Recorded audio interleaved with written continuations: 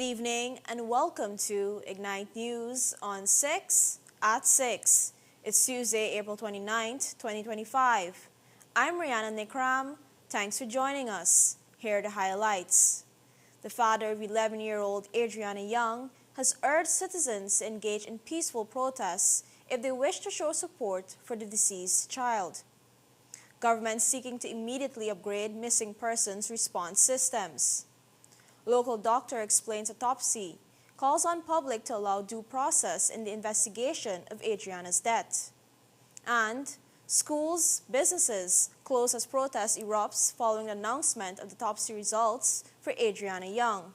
In the wake of the heartbreaking death of 11-year-old Adriana Young, her father, Brian Young, is pleading with the public to end the violence. Brian Young took to his TikTok page early this morning to inform citizens that his daughter was not a violent person and would not be in agreement with violent action committed in her name. Young received news yesterday afternoon following the autopsy on his daughter that she had died by drowning and could not accept the information given all that had transpired before her body being found in the Doubleday Hotel pool at Tushin, East Bank, Essequibo last Thursday. Like you I think yesterday, I could have lost my mind like that, to be honest, but that thing want me to do now. This way from the heart. Everybody who out there who said I love Adriana want to be there for Adriana. Adriana don't want like violence. I tell you the truth from my heart. From my heart, Adriana don't like violence. Adriana is not a violence girl. So if you please love me that you stop the violence. You protest in a normal way, please. The elder Young told the nation that listening to the doctor's autopsy result yesterday was the hardest part of his life. He said that while the child was said to have drowned, there was a liquid in her lungs which has been sent for testing overseas. The family will now have to await the results of those tests. Young was referring to numerous unrest activities that took place across the country last evening.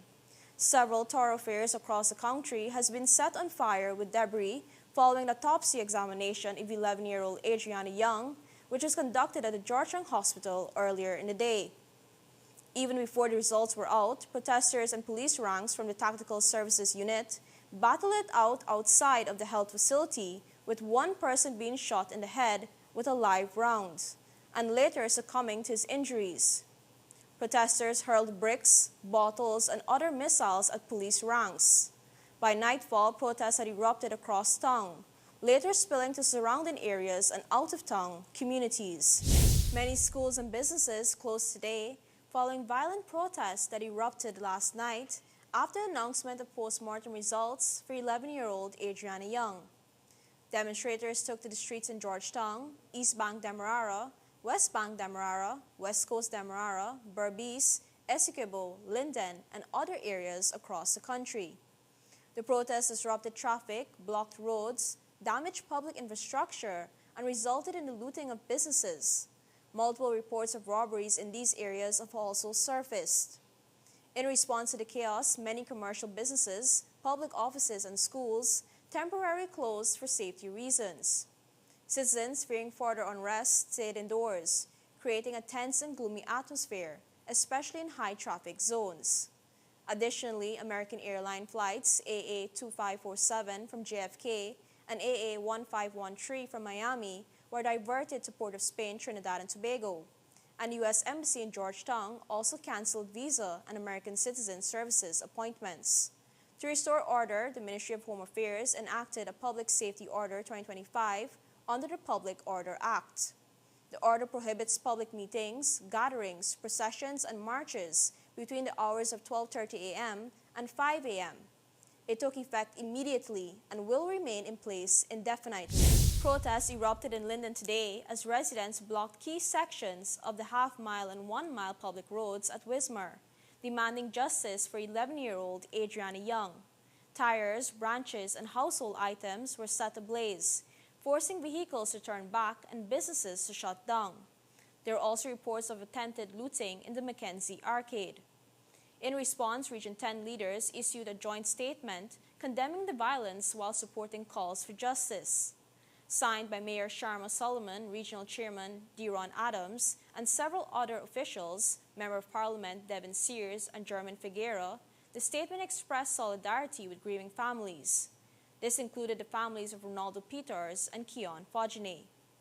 But the leaders warned that looting and road blockages dishonor the victims and endanger the community, especially students preparing for CSEC and CAPE exams. They urged residents to reject violence and remain alert to those trying to exploit the unrest. Their message, justice is our right and peace is our power. Following the tragic death of 11-year-old Adriana Young, President Irfan Ali is calling for a thorough re-examination of the country's missing persons response protocols. Ali told a special press conference held at the State House yesterday evening that there is a need to address several gaps in the current system. His comments followed the release of the autopsy result for Young, who was discovered dead in the pool of the Doubleday Hotel in Tushin, East Bank, Essequibo, last Thursday. President Ali emphasized that urgent attention must be given to improving how authorities respond to reports of missing persons, particularly when children are involved. It is very clear to me as president that the events surrounding this entire sad situation is definitely a point of examination and re-examination of a number of things. First of all, and I intend to bring in international and regional help to look at our existing laws, regulations, and SOPs in relation to policing work, in relation to laws governing missing persons. And when I say laws, I'm not only speaking about laws covering the police and police operation, SOPs covering the police and police operation, or only relating this to the police. We also have to look at laws, SOPs, rules, regulations covering public places in relation to security arrangements, in relation to security cameras, in relation to, in cases of public pool safety, all of these things. The laws, regulations, and rules, SOPs surrounding all of these things need immediate review with an objective of upgrading, objective of implementing modern standards as our country continues to grow. So that will be an immediate task, putting together a team with international experience to have this completed in a thorough manner, but in a manner that would bring our systems up to date with what is required for public safety, security, and in ensuring that our families and those who are using public places and public facilities are safe, and the environment itself is safe in doing so. Additionally, the president said an examination will be conducted into police public communications, as well as their engagement strategy with the media, to ensure that a proper communication system is established. In the era of social media, the president noted that timely and factual communication is critical for shaping the narrative. In terms of police conduct, the president stated that he's very interested in examining the way the police conducted themselves following the report of the missing 11-year-old. I'm very much interested too in having that examined thoroughly, because as a people, especially in the police service and other public service, empathy is a very important aspect of our work. Being part of the public service and empathic, the head of state pointed out, entails being caring and reachable in a time of public need. The Ministry of Education has strongly condemned a horrific acid attack that left 3 students and 2 teachers from Chatu Margot Primary School injured on Monday. Education Minister Priya Manik Chand described the violence as inexcusable and called on the nation to unite against such acts. Let us stand against the evil of children and women being burnt by acid, she said. On the day of the attack, the minister personally accompanied the injured students and teachers to a hospital in Georgetown, remaining with them as they received medical attention. Eyewitnesses reported that two men on motorcycles hurled a corrosive substance at the group outside the school. While the ministry did not initially disclose the name of the school, videos circulated online confirmed the location as Chateau Margot Primary.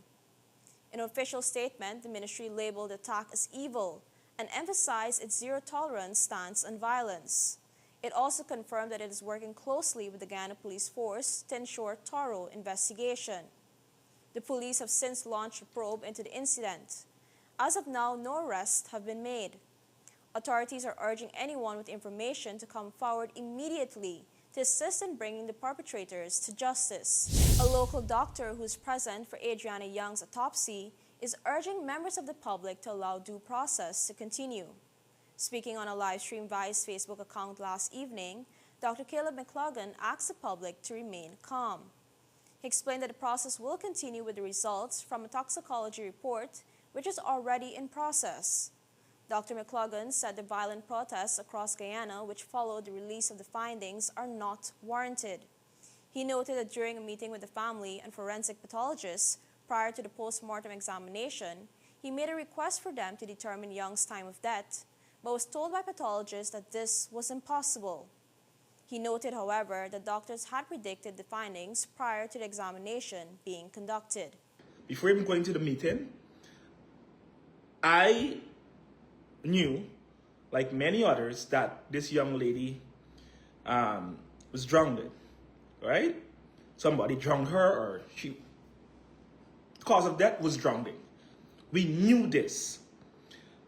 The moment the pathologists, they were talking, I interrupted them. Again, the family members can attest to this. Mr. Wade can attest to this also.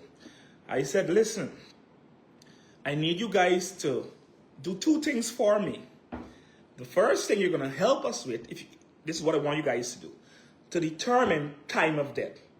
Now, because of the time, rigor mortis and all these things, they're actually got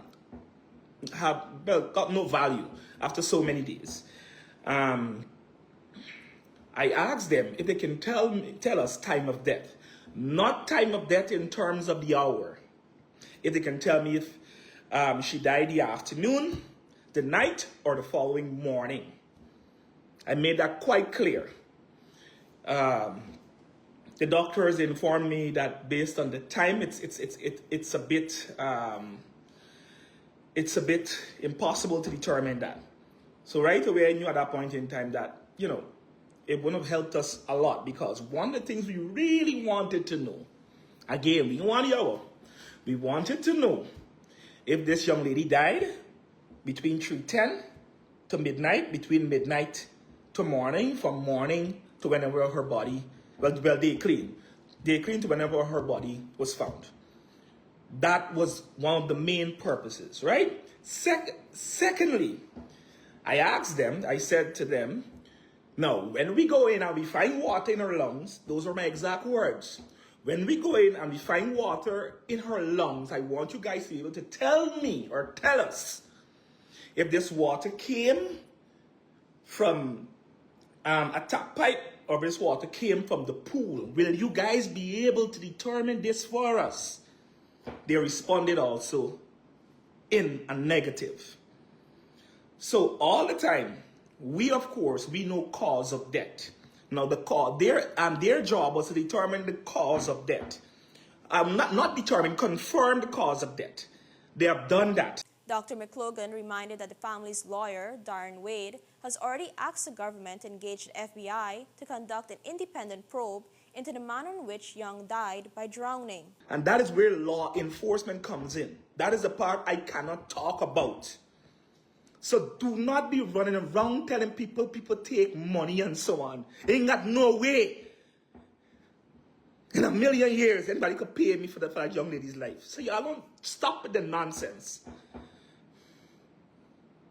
I did my part, and I did it honestly. He continued to urge the public to discontinue violent protests, noting that everything went according to law and protocol. So we going on the road and burning down, and do not wait. Let this thing go. Let the process. Oh my God. Again, I am trying not to use the word law, law enforcement or the police. I'm trying not to use that word.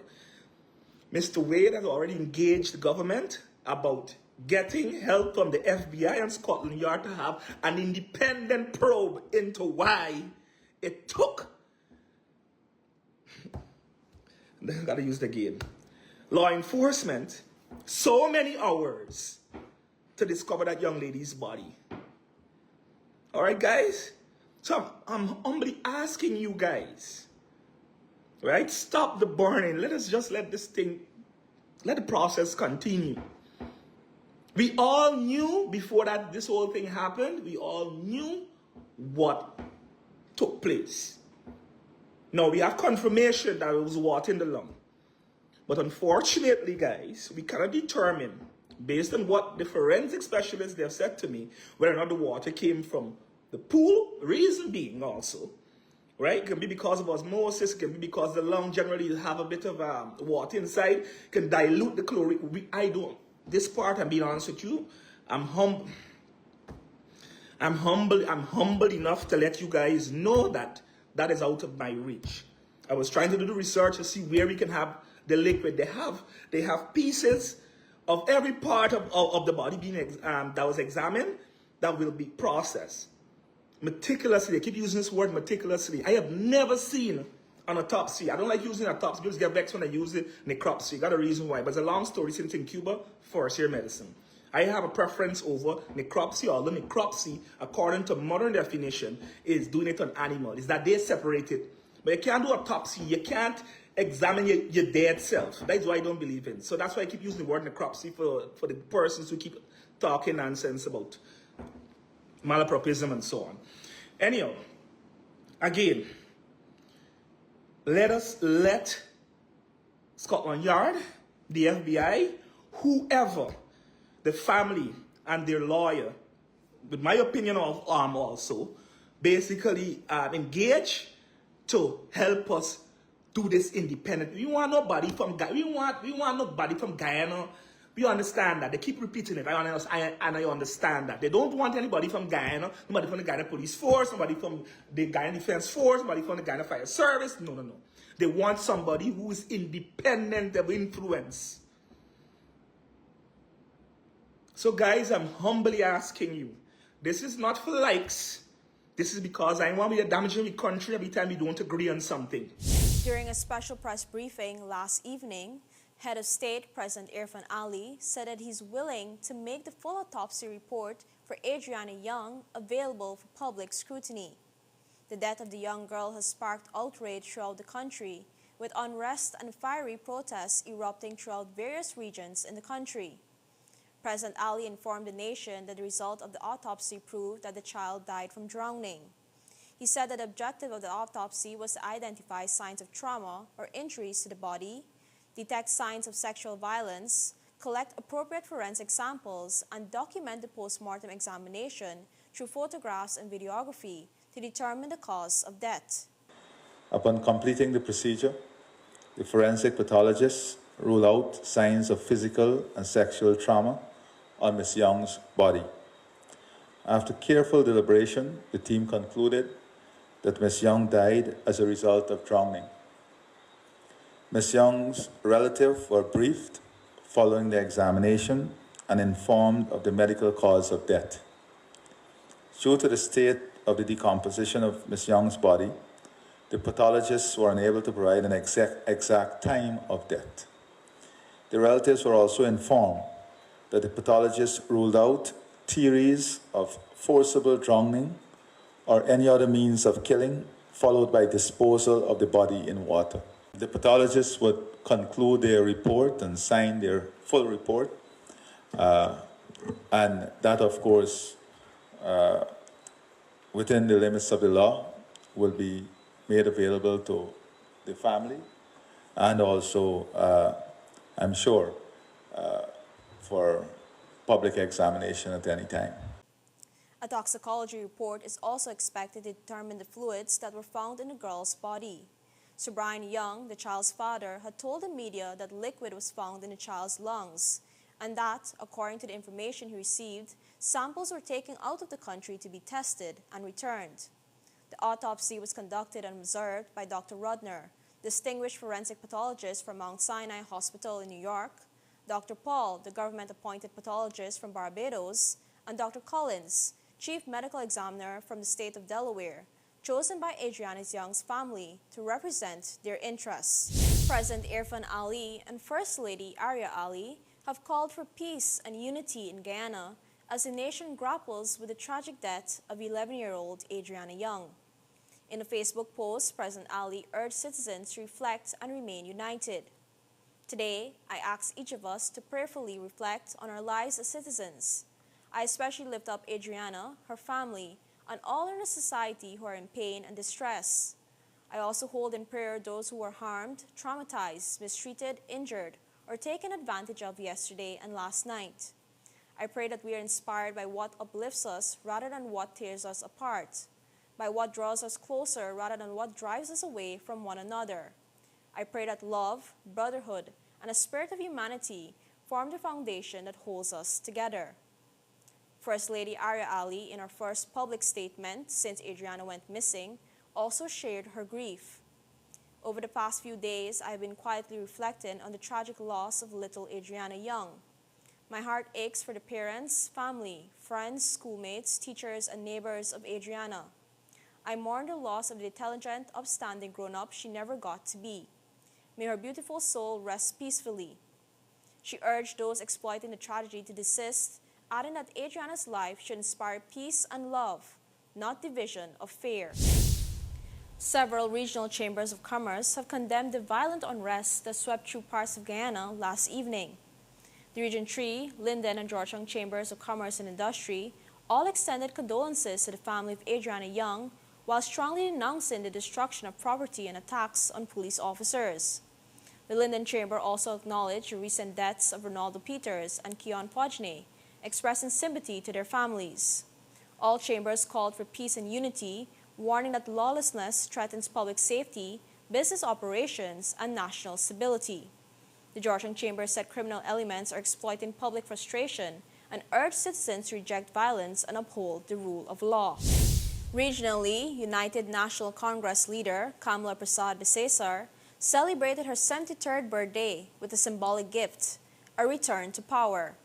Her party, the UNC, defeated the ruling People's National Movement, PNM, in yesterday's general election, marking a historic moment in Trinidad and Tobago's political history. PersadBissessar is now the first woman to serve a second term as Prime Minister of Trinidad and Tobago. She described her victory as the work of those trade unions and smaller parties who offered support. I want to thank our coalition partners joined with us for us to secure this victory. So can we give them a round of applause?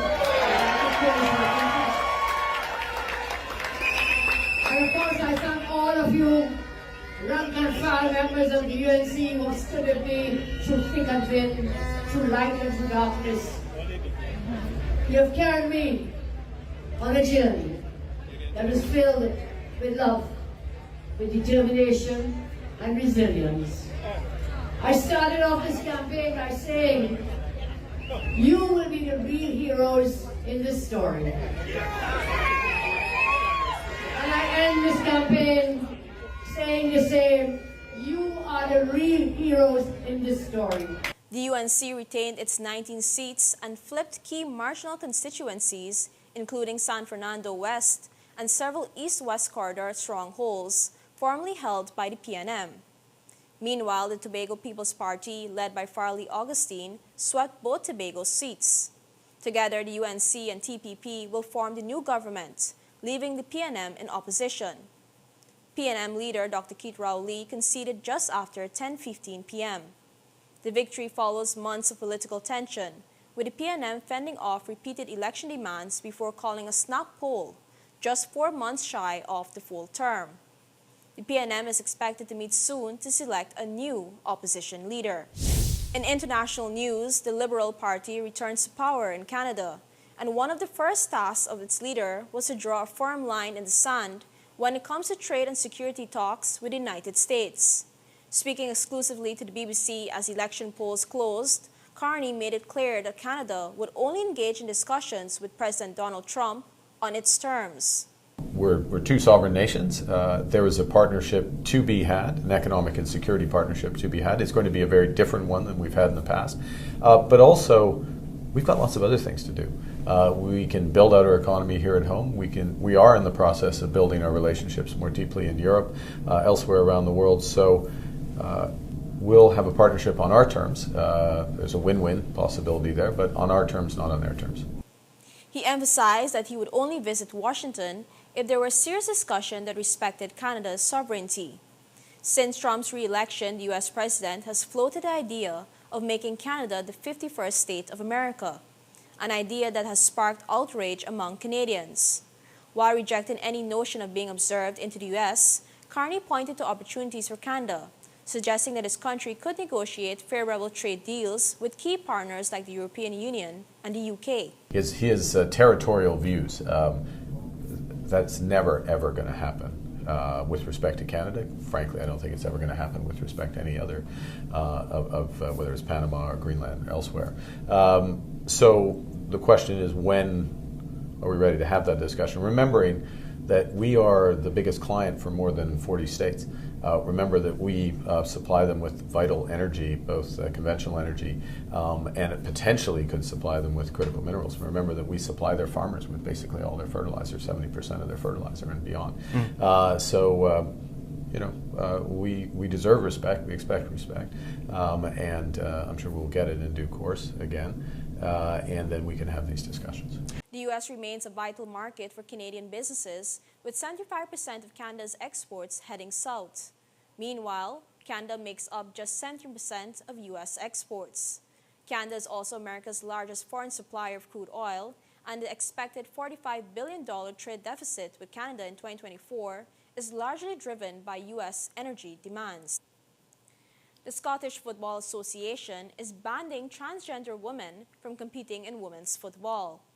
The BBC reports that next season, only those born biologically female will be allowed to take part in competitive matches in the women's game.